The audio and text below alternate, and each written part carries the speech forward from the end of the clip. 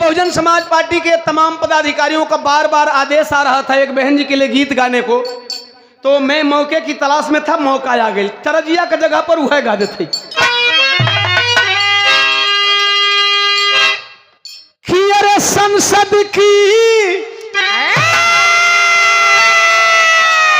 चूंकि ये मंच बहुजन समाज पार्टी के जिला अध्यक्ष जी का है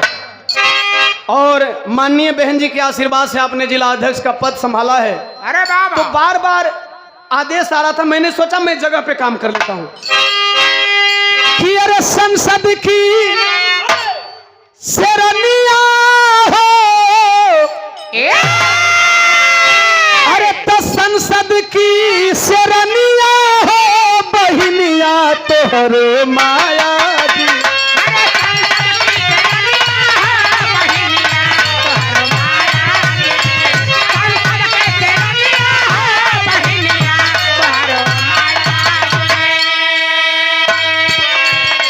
जितने भी साथी हम चाहेंगे बहन जी के सम्मान में, और जितने पदाधिकारी हैं अगर नीला गमछा हाथ ले लो और बहन जी के सम्मान में हाथ उठा लो।